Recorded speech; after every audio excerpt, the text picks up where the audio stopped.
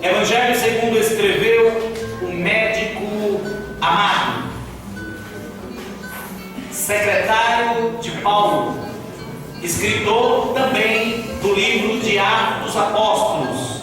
Foi ele que escreveu o Evangelho segundo São Lucas, ele que escreveu o livro de Atos dos Apóstolos e ele que ajudou, ele que copiou ou compilou a maioria ou uma boa parte das cartas paulinas, já que estava com Paulo em algumas dessas cartas. Então, Lucas, capítulo 15, vou me utilizar desse texto como base do nosso sermão nesta noite.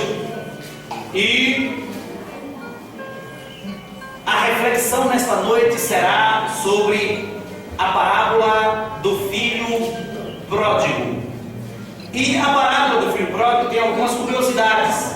A primeira curiosidade, esta parábola só está registrada neste evangelho. Você não encontra em nenhum outro evangelho, somente no evangelho de Lucas. Somente no evangelho de Lucas.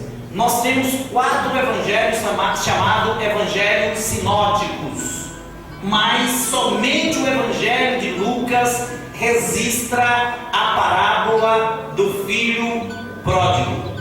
Lucas capítulo 15. Outra curiosidade, esta parábola é uma sequência da trilogia das parábolas referentes à redenção. Como assim, pastor? Essa é a última. Se você olhar bem claro no capítulo 15, há uma sequência: a parábola da ovelha perdida, a parábola da moeda perdida e a última, a parábola do filho pródigo. Esta parábola vai servir como base da nossa reflexão, porque eu quero falar de 7 passos para a perdição, como também de 7 passos da restauração ou do regresso ao lar. Já que abri o texto, vamos ler. Evangelho segundo escreveu São Lucas, capítulo 15, versículo 11. Diz assim o texto sagrado: E disse: Um certo homem tinha 2 filhos, e o mais moço deles disse ao pai: Pai, dai-me a parte da fazenda que me pertence. E ele repartiu por eles a fazenda. E poucos dias depois, o filho mais novo, ajuntando tudo, partiu para uma terra longínqua, e ali desperdiçou a sua fazenda, vivendo dissolutamente. E havendo ele gastado tudo, houve naquela terra uma grande fome, e começou a padecer necessidades. E foi e chegou-se a um dos cidadãos daquela terra, o qual mandou para os seus campos a apacentar porcos, e desejava encher o seu estômago com as bolotas que os porcos comiam, e ninguém lhe dava nada. E caindo em si disse: Quantos trabalhadores de meu pai têm abundância de pão, e eu aqui pereço de fome. Levantar-me-ei e irei ter com meu pai, e dir-lhe-ei: Pai, pequei contra o céu e perante ti, já não sou digno de ser chamado teu filho. Faze-me como um dos teus trabalhadores.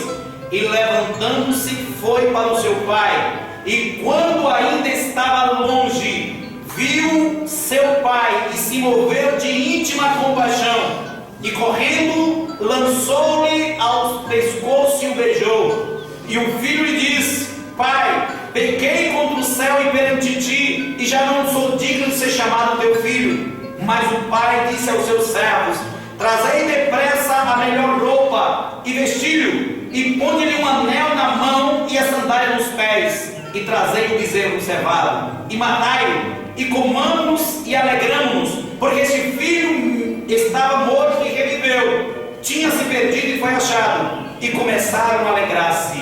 E o seu filho mais velho quando veio e chegou perto de casa, ouviu a música e as danças, e chamando um dos servos, perguntou-lhe: que é aquilo? E ele disse: veio teu irmão e teu pai matou o bezerro cevado, porque o recebeu são e salvo. Mas ele se indignou e não queria entrar. E saindo o pai, estava com ele. Mas ele respondendo, disse ao pai: eis que te sirvo há tantos anos, sem nunca transgredir o teu mandamento, e nunca me deste um cabrito para alegrar-me com os meus amigos. Vindo, porém, esse teu filho, que te desperdiçou a tua fazenda com as meretrizes, mataste-lhe um bezerro cevado. E ele disse: filho, tu sempre estás comigo, e todas as minhas coisas são tuas. Mas era justo alegrarmos e regozijarmos, porque esse teu irmão estava morto e reviveu, tinha se perdido e foi achado. Filho pródigo. Pródigo que aparece principalmente quando você olha no dicionário. Pródigo quer dizer desperdiçador, extravagante, aquele que joga fora o que lhe pertencia.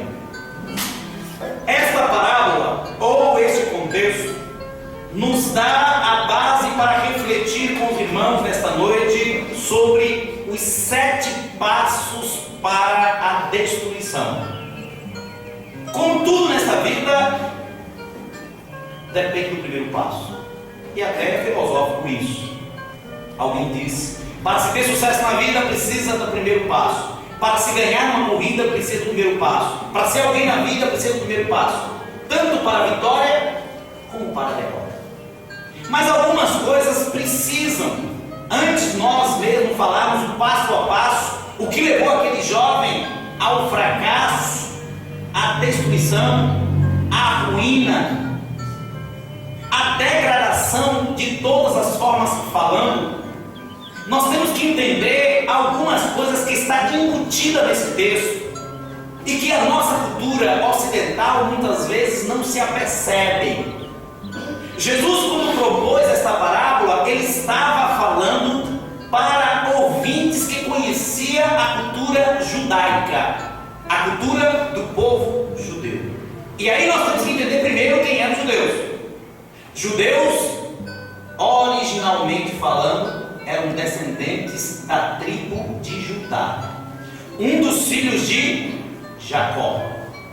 Posteriormente, Judá foi aquele reino que chamado Reino do Sul, onde com a divisão depois de Salomão, 10 tribos passou a ser conhecido como tribo do norte, e Judá passou a ser o Reino do Sul, que foi Judá e Benjamim.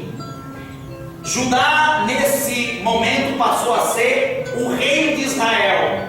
Já o outro, em si, começou a ser conhecido como os hebreus, que aí houve, principalmente no cativeiro babilônico, começou a ser mais conhecido como os hebreus.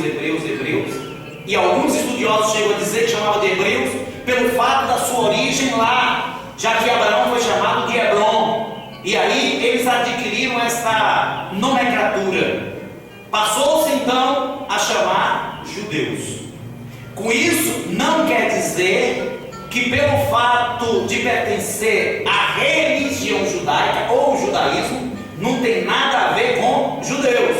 Judeus é uma coisa, religião judaica é outra. O costume judaico, muitas vezes, não estava nem relacionado à religião judaica, porque muitas coisas foram implementadas ou inseridas. Mas, na cultura judaica, sem ser a religião judaica, muitas coisas estavam implícitas e colocadas de maneira um tanto quanto radical. E nós, os ocidentais, muitas vezes não entendemos o contexto. Quando Jesus propôs essa parábola, ele começa dizendo: havia um certo homem que tinha 2 filhos.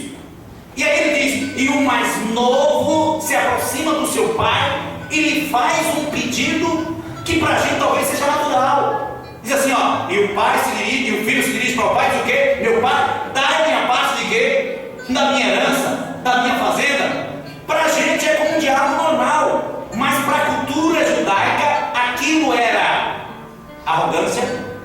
filho era ousadia e até passivo de quê? De ser apedrejado.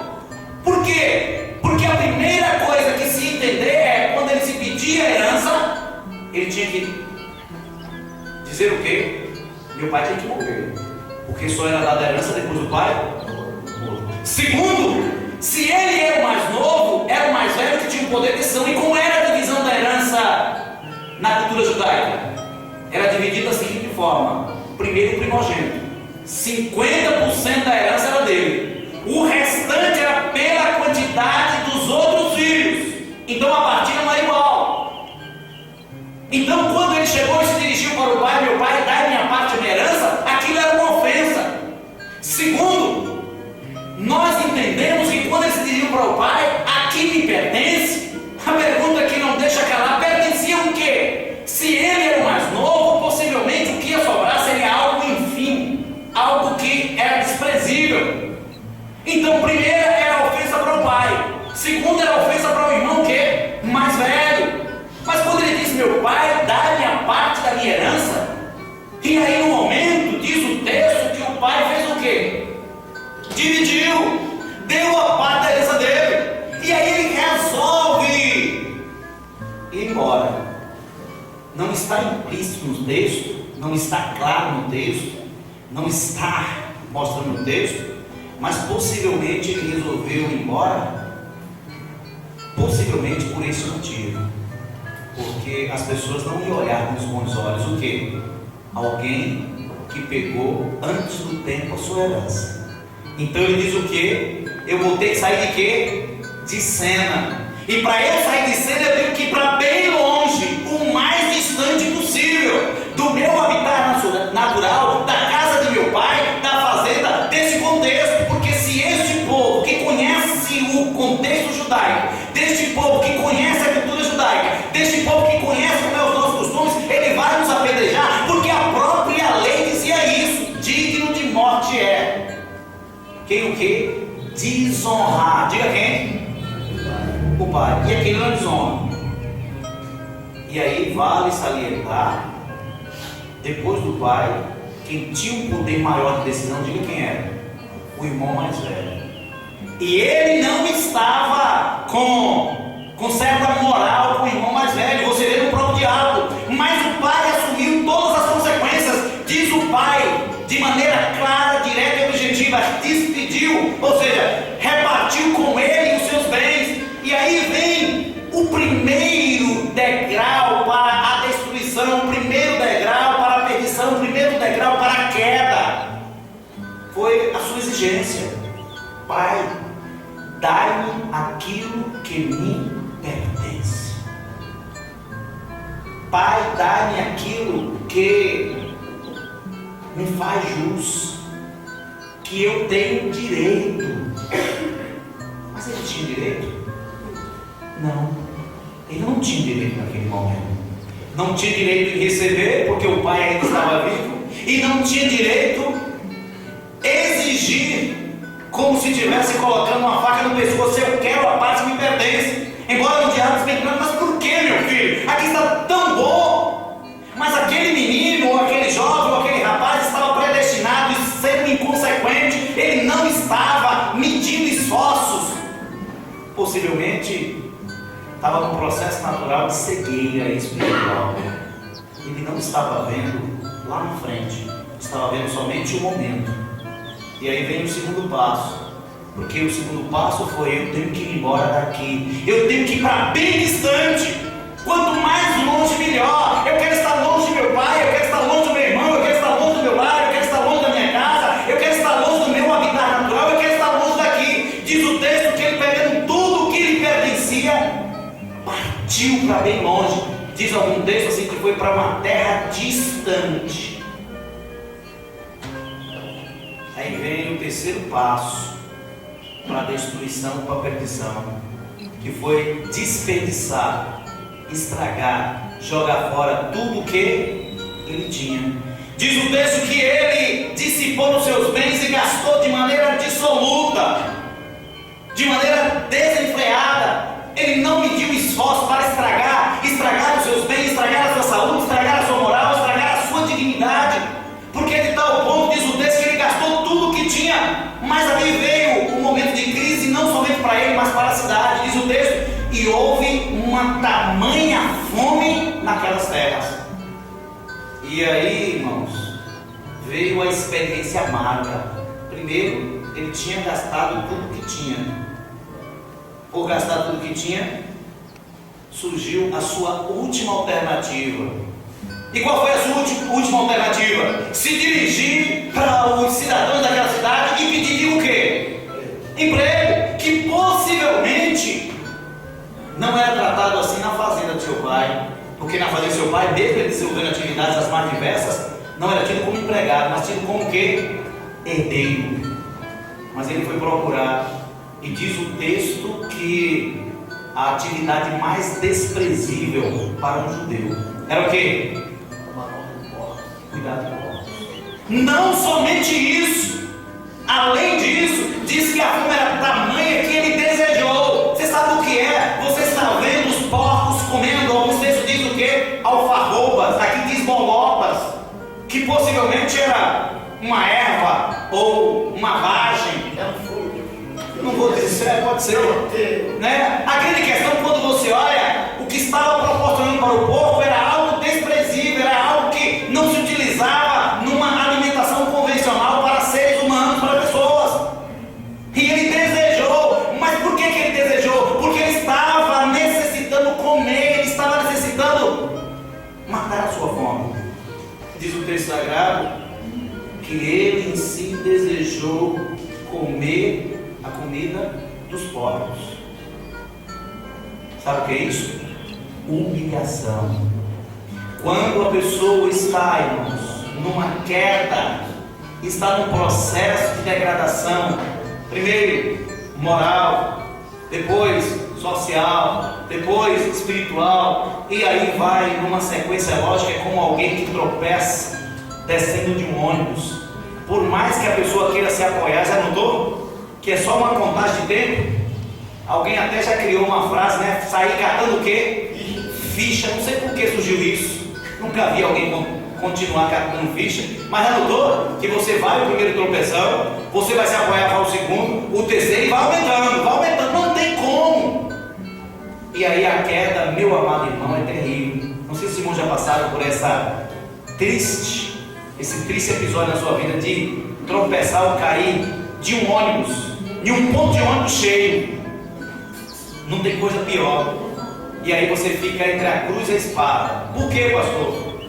Porque normalmente a gente escolhe o pior caminho para levantar. Diga qual, irmão? Levanta, passa a mão na perna, se não está doendo. Todo mundo está vendo que está doendo. Porque a cara dele está dizendo. Mas não sei por que ele acha que é justificar. E por incrível que pareça, quando você cai naquele bendito ponto de ônibus, está todo mundo que lhe conhece. E são pessoas que é do seu dia a dia. Na hora não diz nada, mas quando você chega no trabalho, normalmente é o comentário. Hoje no Facebook, né? Eu te vi cair no ponto, não precisa dizer mais nada. A vontade que dá é o quê? Vou excluir minha conta no Facebook. Só faltou a foto, porque é um comentário do dia. E aí não tem como. Mas voltando ao assunto que nós estamos, aí vem aqui o último passo para a perdição ou para a destruição, que foi a sua grande miséria. Diz o texto que ele desejava comer, mas não lhe era permitido. Desejou comer as alfarrobas, ou as bolotas, ou a comida dos porcos, mas não foi lhe permitido. Da mesma forma que aquele homem, aquele filho pródigo, aquele jovem que fugiu para bem longe, chegou ao estágio final, chegou àquilo que a gente chama de fundo de poço. Diz o texto que ele caiu em si, quando já estava lá no último estágio. Tinha passado pela humilhação, passado por fome, degradação moral, espiritual, social. Diz o texto assim que ele caiu em si, houve como se fosse um despertar. Ele caiu em si e diz: pequei contra os céus e perante o meu Pai. Não vou ficar mais nessa situação, eu vou tomar uma posição, eu vou me levantar da minha situação. E diz o texto assim: levantar-me-ei e irei ter com meu Pai, e direi: Pai, pequei contra os céus e perante ti, já não sou digno de ser chamado o quê?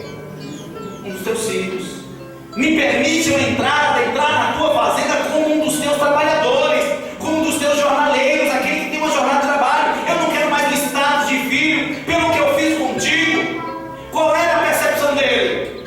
Que ele ia encontrar agora o que, irmãos? Um pai que não ia lhe receber. Era essa a visão que ele tinha. E não é uma visão diferente, não. Era uma visão da cultura o quê? Judaica. Sabia disso? Sabia disso? Que era a coisa mais comum. Quando um filho aprontava, se ele voltasse, o pai não recebia. E diga quem é que recebia e julgava a situação dele. O irmão mais velho.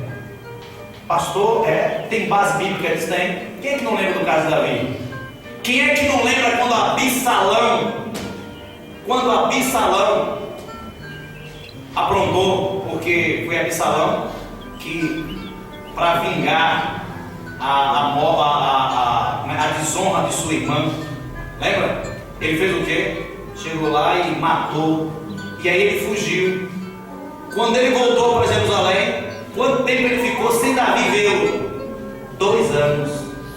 Davi não queria vê-lo, disse que jamais Davi quis vê-lo, porque a cultura era essa. Ele não poderia ser bem recebido pelo pai. O pai teria que excluir do seu convívio, sabe por quê? Porque havia uma punição, havia uma disciplina. E aquele pai não seria diferente. Estava assim no histórico familiar, estava assim na cultura deles. O pai jamais poderia recebê-lo. E ele tinha essa ideia: vou me levantar, vou ter com meu pai e vou pedir a ele: olha, me recebe como teu trabalhador. Eu sei que tu não quer me ver, eu sei que tu não vai me receber, eu sei que jamais vai se fazer uma festa para eu ser recebido, mas me recebe como teu trabalhador. Eu já estou no estágio final, eu estou no fundo do poço, eu cheguei no último degrau da degradação humana, eu estou lá embaixo. Ele diz: só levantar-me ele e irei ter com meu pai. Mas aí acontece o inverso. Enquanto ele imaginou que o pai, porque na cultura era para ser assim, e que quem tinha que recebê-lo era o irmão mais velho, aconteceu diferente. Diz o texto, é que me chama a atenção no texto, disse que ao chegar à fazenda, disse que o pai fez o quê? Saiu ao seu encontro. Ele não ficou esperando em casa, ele saiu ao encontro, disse que alegre, o abraçou e fez o quê, irmãos? O beijou. E aí entra outra coisa que para nós muitas vezes é muito vago. Na cultura judaica, quando alguém beijava alguém, era uma demonstração, diga de quê? De amor, de perdão, de aceitação, de intimidade. Estava dizendo aqui o quê? Tu não me deve mais nada. Por isso que quando Jesus disse: olha, o reino de Deus é semelhante a um homem que tinha 2 filhos, e o mais novo disse: pai, eu quero a parte da minha herança. Aquele jovem saiu, foi para bem longe, gastou tudo, e depois voltou. Ele diz: o reino de Deus é semelhante a isso. Se eu pudesse mudar o título dessa parábola, eu não colocaria a parábola do filho pródigo, mas eu colocaria a parábola de um pai amoroso, porque o referencial aí é de Deus. Este pai que representa Deus, que está com os braços abertos, dizendo assim: filho meu, vem como estás, filho meu, não importa o que tu fez lá fora, filho meu, não importa o que aconteceu desta porteira para lá. Sabe de uma coisa? Que o teu pai todo dia, diariamente, dia após dia, estava aqui com os braços abertos, e só fez ver eu chegar à porta, eu levantei do meu lugar para te abraçar, para te beijar, porque tu és o meu filho e tu está de volta no meu lar, no teu lar. Isso é que é interessante. O que me chama a atenção dessa parábola é que aquele jovem, da forma que ele saiu, entrou no estado de degradação, depois voltou, mas o pai estava lá, na mesma posição que ele estava. O grande exemplo de quem, irmãos? De Deus. Por quê? Porque não importa o que ou eu, ou o que quer que seja, tenha feito para se afastar de Deus, ele continua o quê? Com os braços abertos, dizendo: vinde a mim, todos vós que estáis cansados e sobrecarregados.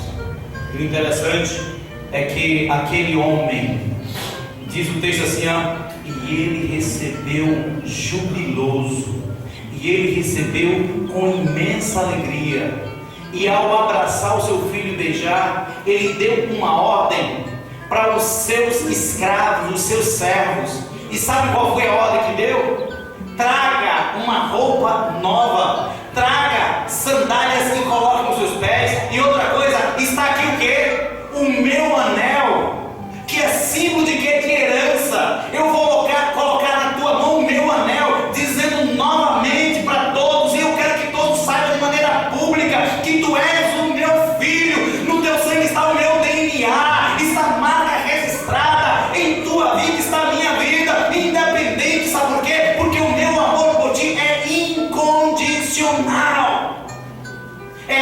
a mensagem que Jesus quer dizer.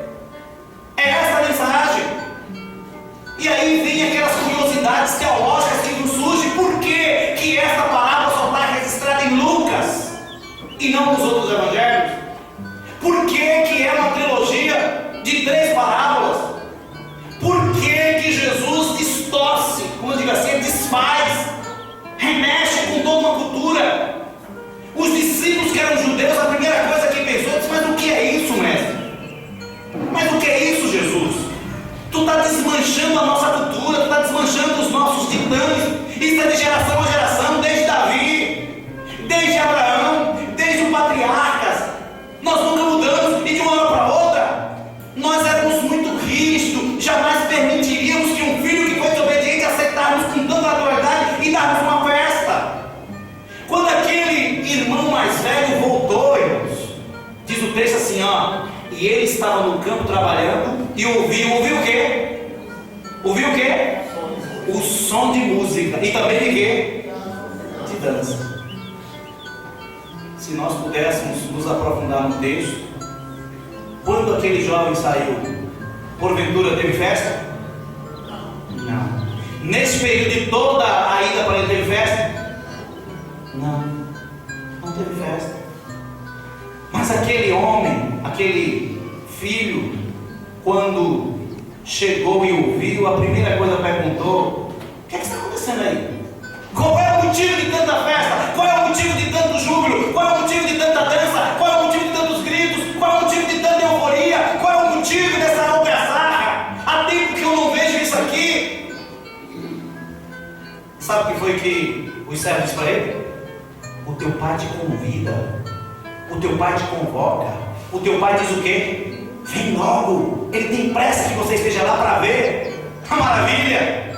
Algo extraordinário aconteceu. O que aconteceu? Algo maravilhoso aconteceu. O que aconteceu? Ele adquiriu uma outra fazenda, ele adquiriu um outro bem, ele adquiriu mais vagas, ele adquiriu mais boi, ele adquiriu mais o quê? Ele dá tanta festa assim. Foi teu irmão. O quê? Meu irmão? Que deixou de ser meu irmão? Porque o que ele fez com meu pai primeiro, depois fez comigo. Porque eu, como irmão mais velho, que tenho o poder de decidir, na cultura judaica, quem tinha que receber ele lá era eu que tinha que ser convocado. O irmão, se você ver no texto, eu digo qual é a resposta desaforada que aquele irmão mais velho dá para o pai, quando ele é convocado pelos servos. O teu pai diz o quê? Que vá lá para comemorar. O que ele manda dizer para o pai?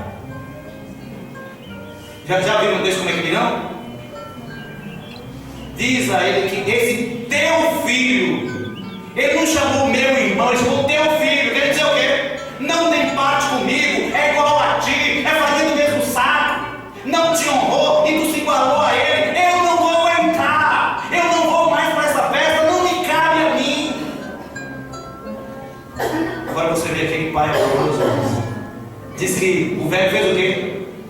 Diz que o velho mandou chamar com tanta... Diz assim, o texto eu acho interessante aí, sabe? E ele teve íntima compaixão. Íntima compaixão. E aí mandou convidar. Vem cá, meu filho, por que tu não entra? Aí ele agora justifica as suas palavras. Meu pai, há tanto tempo eu estou contigo. Há tanto tempo eu trabalho nessa fazenda. Há tanto tempo eu estou aqui de labuta em labuta, de sol a sol, e tu nunca me deu. Diga o quê? Um novilho cevado, um novilho gordo para comer com os meus amigos. E agora, esse teu filho veio aí e tu dá uma festa dessa? Qual foi a resposta do velho? Deu risada na cara dele. Meu filho, tu não sabe que tudo que é meu é o quê? É teu. Tu tem todo um rebanho. E quem é que vai pedir para alguém matar o seu rebanho? Imagina só. É dele, ele pedia a autorização para não existe isso. O velho está dizendo: o rebanho todo é teu. E tu não sabia disso? Qual é a lição que nós tiramos, meus queridos? Essa lição serve para nós muitas vezes como crentes,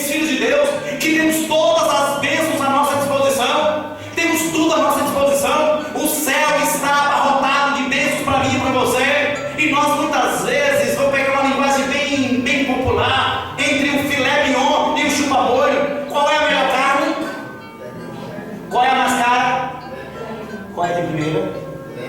Mas por que é que muitas vezes os crentes gostam mais de chupa-molho do que filé mignon? Irmãos, os crentes não usufruem das bênçãos de Deus porque são mesquinhos. Enquanto Deus tem tantas bênçãos, Ele continua lá com chupa-molho. Eu não estou aqui pregando prosperidade, mas estou dizendo o que a Bíblia diz. Só para os irmãos terem uma ideia, diz que um certo jovem, o sonho dele era fazer uma viagem, um cruzeiro, num grande belo navio. E ele começou praticamente obcecado por essa viagem. Anos após anos, ele deixava de fazer muitas coisas, deixava de viajar, deixava de fazer passeio, deixava de fazer piquenique, deixava de comprar uma roupa, deixava de comprar um sapato para juntar, porque ele chegou lá no guincheiro e disse: quanto é a viagem para fazer um cruzeiro aí, pelas costas brasileiras e até fora do país? E lhe deram os valores e ele começou a juntar, moeda por moeda. Ele disse: um dia eu compro essa passagem, vou fazer. Depois de muitos anos, ele juntou aquelas montes de moeda, era a quantidade exata para a sua passagem. Ele, jubiloso, foi lá no guincheiro, chegou lá, comprou um pacote, pagou à vista. A alegria dele, porque agora ele estava com bilhete para fazer um cruzeiro, uma viagem transatlântica, tudo para ele era maravilhoso, era a realização do seu sonho. Os últimos tostões que lhe sobrou, ele teve uma ideia brilhante. Se vai ser 3 meses de viagem, o que lhe sobrou, pelo menos para a alimentação, já que é 3 meses, dá o quê? Dá 90 refeições. E aí ele teve uma ideia brilhante: vou comprar todo de pão e mortadela. E aí abriu o pão e enfiou mortadela. Disse: eu como pela manhã, pela meio-dia e outra noite, 3 meses. Ele disse: nada, eu comendo isso, eu lhe garanto que eu garanto a viagem de volta, porque o mais importante é o entusiasmo e a alegria. E assim ele fez. Você já imaginou aquela sacola enorme só de pão e mortadela? 300 pão, 300 mortadela dele. No dia da viagem, estava indo lá, a rigor. Até os oficiais pensaram que aquelas malas eram roupa, mas não, era pão com mortadela. Diz que ele chegou lá na cabine dele, entrou, botou lá aquelas malas. Ele, pelo fato de ser crente, a primeira coisa que ele fez foi: graças te dou a Deus, porque eu estou cumprindo o grande sonho da minha vida. Partiu. Como era possivelmente antes do meio-dia, ele já entrou, foi uma festa, a banda de música se despediram. Ao meio-dia, depois dele ver muita coisa, não conseguiu ver tudo, aí se deu o sinal que era o momento de que da primeira refeição era o almoço. Você sabe o que é, irmãos? Um negócio de primeiro mundo, 5 estrelas restaurante, de tudo, guloseimas as mais diversas possíveis, cardápios mais variados, todo tipo de carne, todo tipo de marisco, você imaginar. Mas enquanto aquela multidão se endereçou, caminhou-se para o restaurante, ele foi para onde? Lá para o lugarzinho dele, lá para a cabine dele. E aí ele foi lá e entrou. A primeira coisa que fez foi: graças te dou, Deus, é a minha primeira refeição. Senhor, me ajuda. Eu não posso comer muito porque eu só trouxe a quantidade exata para 3 meses. Eu só vou comer o necessário, mas que tu multiplique. Essa é a oração dele. E aí ele pegou aquele primeiro pão, ainda fresquinho, né? Você sabe que é gostoso. E quem está com fome, mortadela com pão, tem coisa melhor. E comeu. Gente, depois saiu da sua cabine e aí rodou tudo e viu até o que você imaginar. Salões mais diversos, o que você imaginar, uma programação vasta. 3 meses de viagem, o que não falta é programação uma atrás da outra.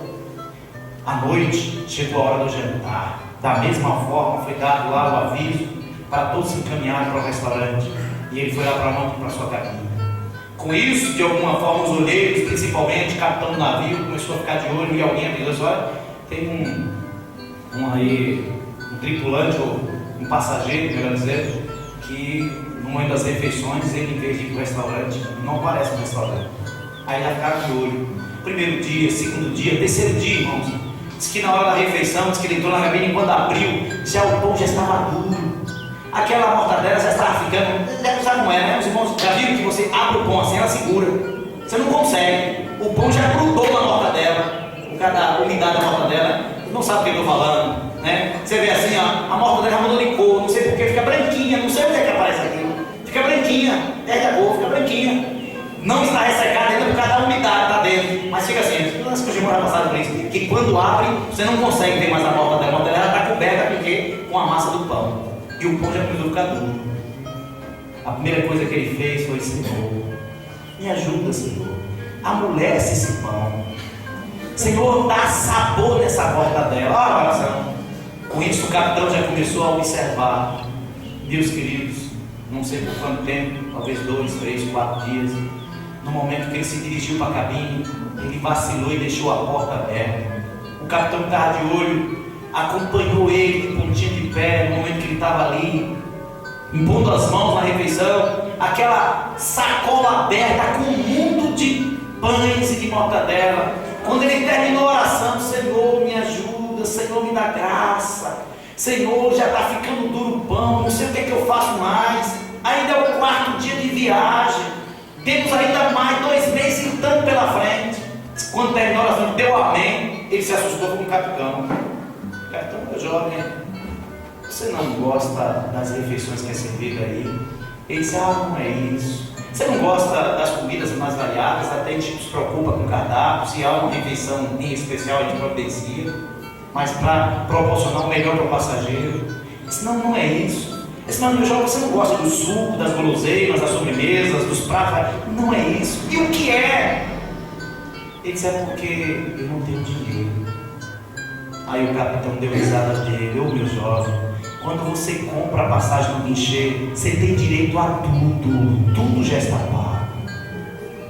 Há muitos crentes que também não sabem disso. Quando você foi salvo por Cristo Jesus, nosso Senhor, as portas estão escancaradas, diz que o véu do templo se rasgou de alto a baixo, você tem acesso diretamente a Deus, para falar com o Eterno. Você não precisa marcar a hora, não precisa de agendar o seu horário com secretária, não precisa esperar, não precisa ficar na recepção, você entra de porta dentro. Sabe por quê? Porque você tem a liberdade de estar na presença de Deus, de estar diante do trono da graça, para falar com o Altíssimo, qualquer hora, qualquer momento, em qualquer lugar. Você não precisa estar mendigando, você não precisa estar utilizando chupa-bolha enquanto você tem um filé mignon, meu filho. Amém.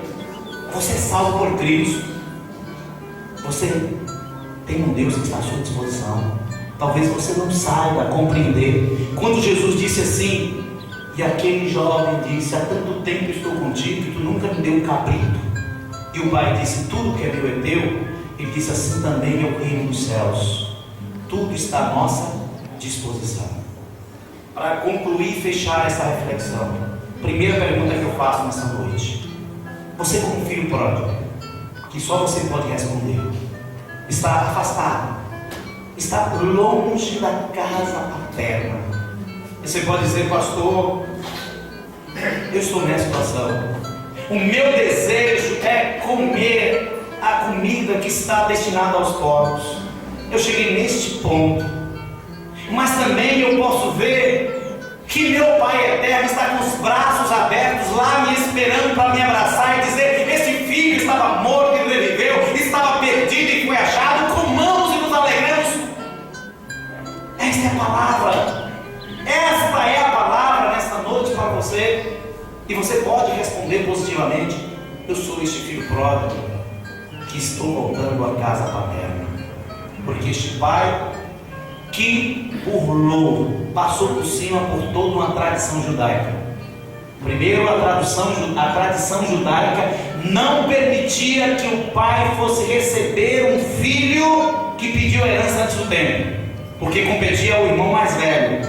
Mas ele foi para a porta e diz que saiu e o abraçou e o beijou e mandou trazer sandálias, roupas e um anel colocou no dedo. Estava dizendo para todos ali presentes: este meu filho não é um empregado, não é um forasteiro, não é uma pessoa diferente, não é uma pessoa estranha, não, é meu filho. Eu tenho o prazer de dizer: é meu filho. Comamos e nos alegramos. É por isso que a palavra que nos diz: olha, não há festa no céu quando um cego passa a ver, não há festa no céu quando um demônio é expulso, não há festa no céu quando um leproso é limpo, não há festa no céu quando acontece um milagre, mas a festa no céu quando um pecador se arrepende. destruição eu lhe falei. Os 7 passos para a restauração também eu lhe falei. A decisão agora só compete a você. Que Deus nos ajude. Que o Espírito Santo de Deus possa falar melhor em cada coração. Muito obrigado pela atenção dispensada.